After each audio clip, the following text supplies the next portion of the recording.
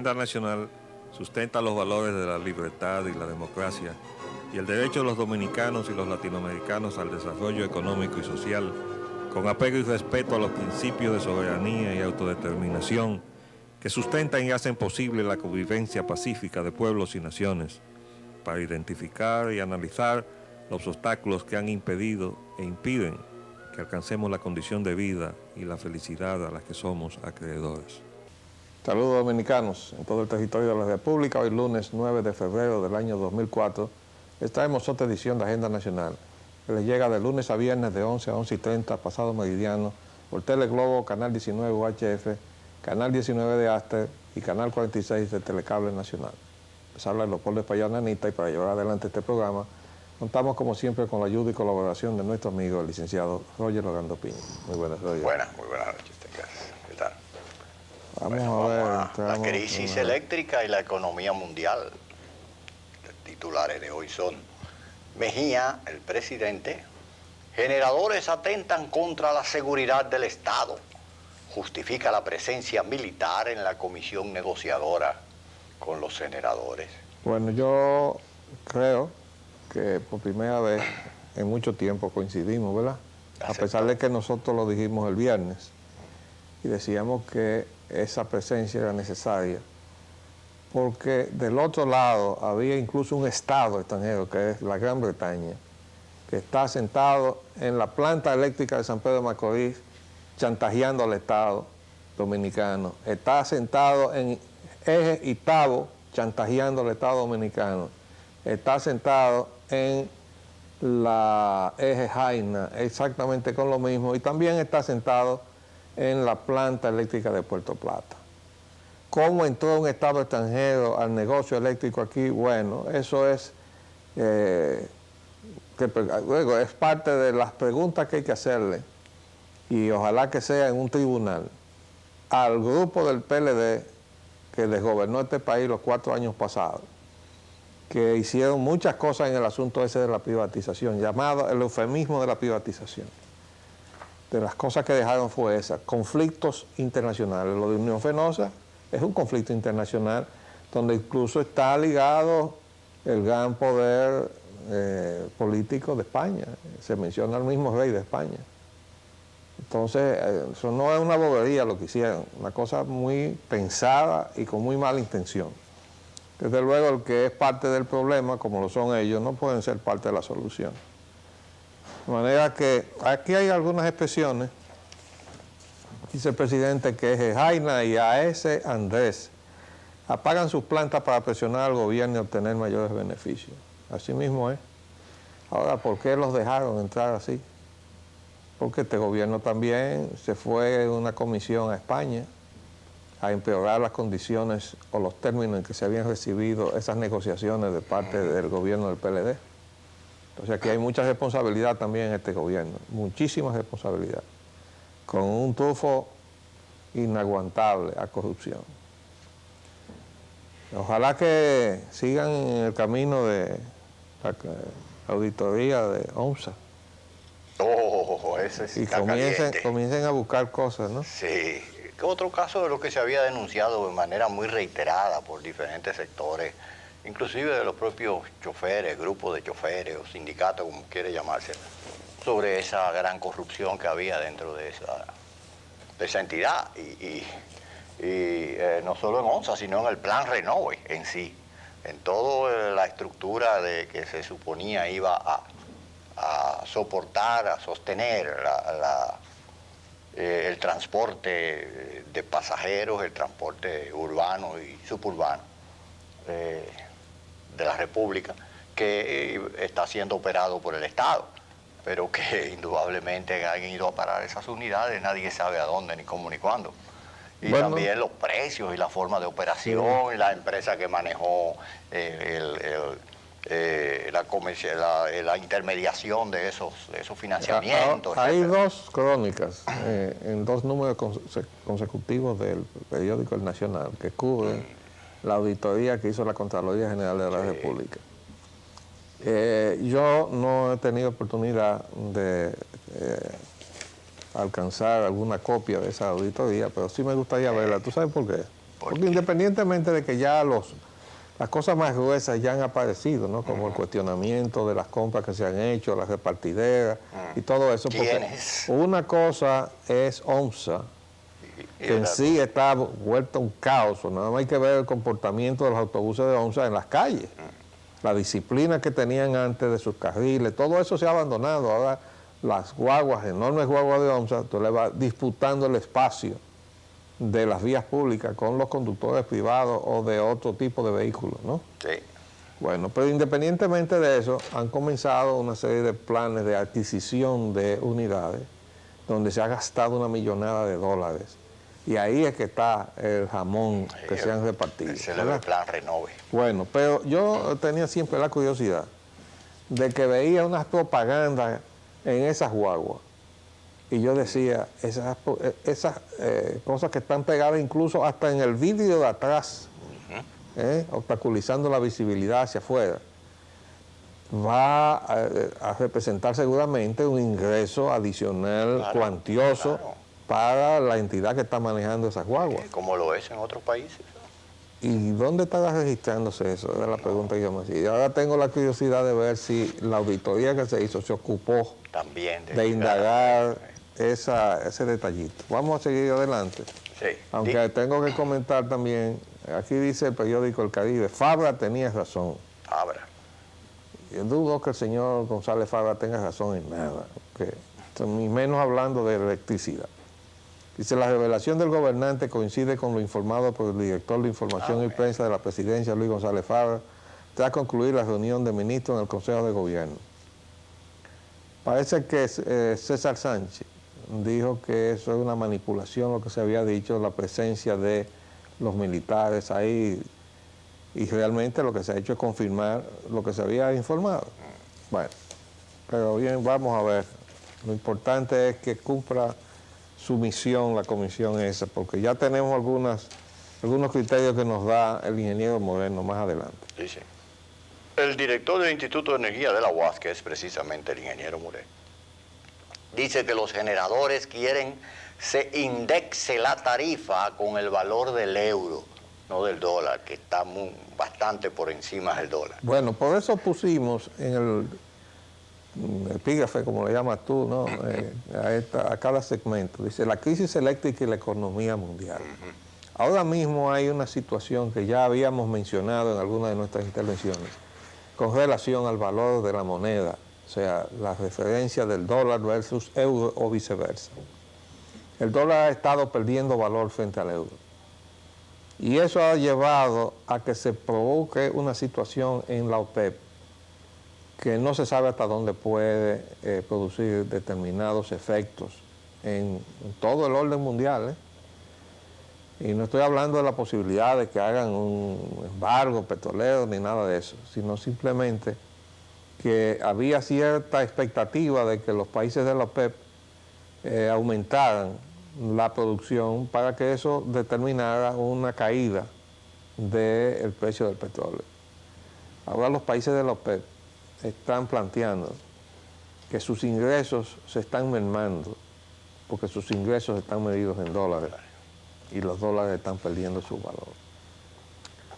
Los que han seguido este programa desde hace cierto tiempo atrás a esta fecha recordarán que en algún momento yo cité una película de 1983 que se llama Rollover y tenía que ver con la posibilidad de que los países árabes, y en particular Arabia Saudita, dejara al dólar como referencia para sus transacciones y se moviera hacia el oro. Eso no es lo que se está haciendo, sino que se está moviendo hacia el euro. Pero más o menos un cuadro parecido, es decir, la preocupación sobre que el dólar pueda seguir en declive hace ya que no sea una moneda confiable para las transacciones internacionales. Y recuerdo que en un momento de la película, el supuesto representante del país árabe, y hablando de por qué estaban haciendo las operaciones en oro, dice, es que un día podemos encontrarnos que ya no tenemos petróleo y lo hemos cambiado por una bóveda llena de papeles. Y los papeles a que él se refería era el dólar, precisamente. De manera que eso hay que seguirlo ahora con mucha atención, porque también es verdad, y lo hemos dicho aquí también, que un dólar de menos valor de intercambio internacional favorece a la industria norteamericana, abarata los productos de la manufactura norteamericana y le da oportunidad a la industria norteamericana de recuperar su mercado, que lo perdió ante las importaciones abaratadas precisamente a base de que la moneda japonesa y ahora la china se han estado intercambiando a base de un valor ínfimo. Entonces, estas son cosas que la mayoría, en fin, de los ciudadanos no le da mucha atención, pero ahí se deciden muchas cosas. Bueno, ahí se decide una guerra, parece ser, porque nosotros también dijimos en programa muy anterior a este, que una de las motivaciones que se había, por las que se había generado la decisión de la guerra de Irak, era incuestionablemente, de acuerdo con unos medios de información y informaciones que teníamos nosotros, de que Irak comenzaba a convertir precisamente sus ingresos petroleros. Bueno, salió un artículo que nosotros recibimos por internet, pero que el periódico El Nacional lo reprodujo no, totalmente. Lo único que hizo el periódico El Nacional fue que le cambió el título al artículo. Y el título que le puso fue: ¿qué pasaría si los demás países de la OPEP siguen el ejemplo de Irak? Entonces afirmaba este articulista canadiense, o si no es canadiense, es norteamericano residente en Canadá, que Irak había tomado esa decisión. Y entonces la pregunta era: ¿qué sucederá si los otros siguen ese paso? Sí. Bueno, pues una de las cosas que está ahora mismo sobre el tapete en la posible agenda de la reunión de OPEP es exactamente eso. Si van a pasarse todos a la moneda europea, bueno, o si se van a quedar con el dólar. Y por eso nos decíamos que hay que seguir con mucha atención lo que suceda en esa reunión. Vamos a hacer un paréntesis a cumplir el compromiso de un paréntesis.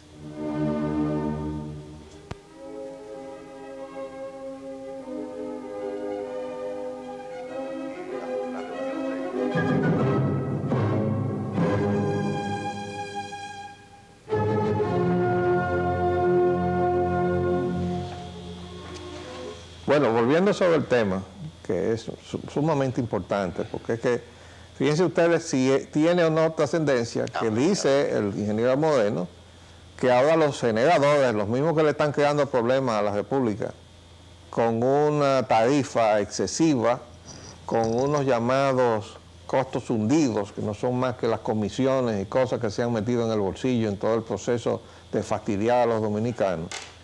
Entonces ahora quieren que no sean dólares que le paguen, sino que todo esté referido al euro, lo cual a su vez va a representar un incremento adicional de lo que ya es infundado y excesivo como tarifa a pagar por la energía que nosotros tenemos. Entonces, todo esto tiene mucho que ver con todo lo que suceda con relación a la situación de la moneda. Pero tú mencionabas el encuentro del G7. Del G7 que acaba de finalizar, creo que antes de ayer o ayer, y uno de los puntos en la agenda precisamente enfocado, de lo más importante, la cuestión de la disparidad entre el dólar y el euro. Y no se pusieron de acuerdo, sin embargo veo un titular aquí. Es contradictorio, porque dice por un lado que Estados Unidos y aliados alcanzan acuerdos sobre el dólar, y ahí mismo abajo, en la misma página, dice G7 sin acuerdo sobre la caída del dólar. Entonces, ¿qué es? Parece que son dos cables del mismo día a distintas horas. Se fueron cada uno para su casa sin llegar a ningún acuerdo sobre la cuestión de la diferencia dólar-euro. Y acuérdate que el problema del señor Paul O'Neill, ex secretario del Tesoro de Estados Unidos, parece que comenzó precisamente con la pérdida de valor de cambio internacional del dólar, porque él opinó que eso era favorable para la economía, a los Estados Unidos. Pero no ha tenido el efecto que él ha predicho. Lo que pasa es que no, fíjate bien, yo traje algunas cosas para... Las exportaciones han crecido indudablemente en términos de volumen. Miren este artículo del New York Times, de fecha 31 de enero. dice, es una especie de fórmula, ¿no? Globalización menos empleos igual a tema de campaña. Es decir, es una especie de fórmula política, ¿no? Política o económica. Y es que el tema de los empleos que se están perdiendo se ha convertido en un tema de campaña. Exacto. Entonces, decir, ahora mismo el gobierno de Bush lo que está es tratando de alguna manera, paliar la situación que ahora ha llegado al público en general, que es que el modelo de exportación de empleos y capitales ha creado esta situación de contracción de la economía de los Estados Unidos. Y por tanto, como ha creado desempleo, es un tema de campaña, ¿no? Claro. Pero bueno, terminando el tema de la crisis eléctrica, dice el ingeniero Moderno que se viola la ley de electricidad, cosa que ya habíamos afirmado aquí también. Vamos a ver cómo anda el dólar. Mercado cambiario dice que el dólar para la venta desde 52.80 a 54.50 y para la compra no dice. No, eso es el precio de venta, oscila entre esos dos valores. Entre esos dos valores. Panorama nacional. Negociando el Tratado de Libre Comercio que no será tratado. Titulares de hoy. Azúcar mina la posición de Estados Unidos pro libre mercado. Entonces, el sector lechero participa hoy en la ronda de TLC en Puerto Rico. Se está refiriendo a la segunda... Sí. La segunda ronda de las negociaciones que se hicieron aquí, que siguen ahora en Puerto Rico. Pero yo quiero destacar el hecho de que ya los empresarios dominicanos han reclamado su derecho a estar presentes en las negociaciones, porque no pueden confiar en algunos funcionarios, como pasó en el gobierno pasado, que los funcionarios de la Cancillería salían a entregar el mercado dominicano y por tanto a liquidar o poner a punto de quiebra al aparato productivo nacional, haciéndose de una prerrogativa que ellos no tienen que disponer de todo lo que ha sido el resultado del esfuerzo de todo el que ha estado trabajando en el aspecto productivo, sea de la parte agrícola o sea la parte industrial, y sencillamente es todo lo contrario. Lo que tienen que hacer funcionarios del Estado cuando salen a negociar es proteger eso. Bueno, ahora ya ellos se incorporaron a las negociaciones para estar seguros de que no le van a hacer ninguna maniobrita de eso, como la que hizo el señor Miguel Zambén cuando firmó en Marrakech y no hizo ninguna reserva para proteger el aparato productivo nacional. Ahora hay una cosa interesante, léete el tercer renglón. Que dice, cambios a la OMC. Sugieren veto a importaciones basado en valores nacionales. Bueno, esto es un giro sorprendente, porque está diciendo algo que nosotros hemos venido precisamente señalando, y es que el ALCA en el 2005, olvídense de eso, no va a haber nada de eso. Además trajimos otras informaciones con relación a lo que uno tiene en el internet, donde se ve que Estados Unidos está negociando con Australia, nada menos, un tratado de libre comercio. Y usted sabe cuáles son los renglones donde dice Estados Unidos que ellos van a seguir con su protección.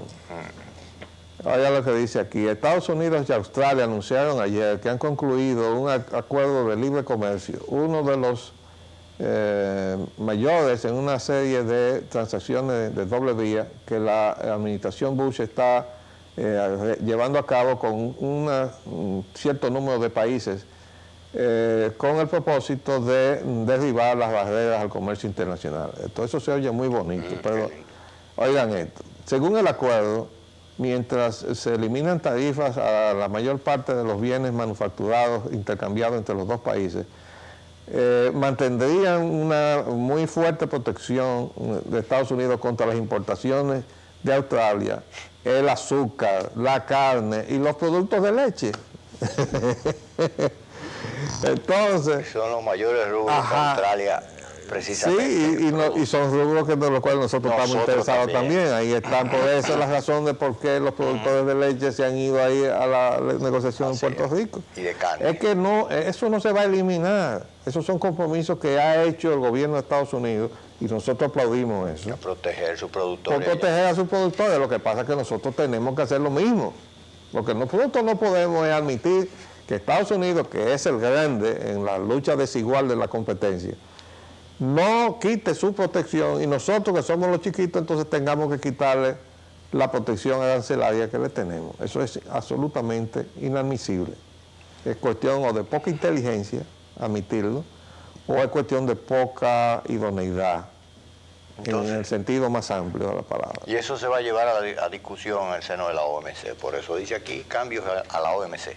Sí, porque se trata de una situación que tiene que va al centro de la cuestión, el meollo, del meollo de lo que es la OMC. Vamos a seguir. Sainete político. Titulares de hoy. Sánchez Baret acusa a los obispos católicos de actuar contra el PRD. Bueno, esto es realmente sorprendente. Bueno. Porque yo que conozco a Sánchez Baret hace muchos años. Muy comedido, muy equilibrado. Esto es como una especie de sabrupto propio de una persona que no tenga experiencia política, porque eso es buscar un enfrentamiento con la Iglesia Católica. Y nada menos que acusa a los obispos, es decir, es un enfrentamiento con el más alto nivel de la Iglesia. No sé a dónde persigue Sánchez Baret que lleve eso, ¿no? Pero yo no le vaticino ninguna finalidad positiva, ¿no? Y además, la prensa, el Diario Libre, tiene un comentario aquí atrás que vamos a leer ahora. Ajá. Y ahora que se acabó el circo. Sí. El circo es la pelota y la Serie del Caribe. Ya se acabó el béisbol, ya pasaron las primarias del Partido Revolucionario Dominicano, falta mucho para las grandes ligas y hay demasiados problemas. El dilema para el gobierno es cómo mantener a la gente ocupada para que no esté pensando en todos los problemas que la quejan. La respuesta es sencilla. Los tribunales de la República serán el escenario en los próximos días de una avalancha de demandas contra políticos de oposición, sindicalistas, banqueros y cuantos sean pasibles de levantar un avispero. La cosa comenzó con lo propio, el plan Renove, para que no se critique cuando llegue el momento de los enemigos. Pero la cosa llega tan lejos como acusaciones contra el candidato del Partido de la Liberación Dominicana, inclusive en la forma de libro que llegaría del extranjero acusándolo de conductas desviadas mientras ejerció la primera magistratura del Estado.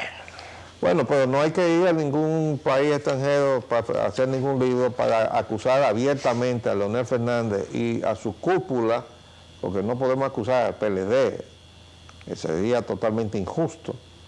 Aunque ese silencio que tuvo ese partido durante toda la gestión de Leonel Fernández, pues lo comprometía. Pero la realidad es que ahí no estaba todo el mundo de acuerdo con lo que estaba pasando ahí, se ha manifestado ahora cuando han surgido corrientes, incluso hasta disidentes, ¿no? Que se han pronunciado como apegadas a su doctrina ideológica y, en fin, se han separado incluso de ese aparato dominado por la gente de Leonel. De manera que aquí lo que nosotros intuimos es que se está tratando de adelantar y defender de antemano a Leonel Fernández de algo que él sí tiene que responder de todo lo que hizo, incluyendo cuando, estando prohibido o impedido por la autoridad competente que era el Ayuntamiento del Distrito con relación al aeropuerto ese de Herrera donde se gastaron 1.400 millones de libras, eso se va a hacer porque yo lo ordené. A eso también él tiene que responder, pero tiene que responder primero de la llamada capitalización. Que no se esconda detrás de nada, ni que se encuentre de protecciones como esta, porque eso tiene que aclararse. Se nos acabó el tiempo por el día de hoy, pero volveremos si Dios así lo permite. Les hablamos Leopoldo Payananita. Y Roger Obando. Hasta luego.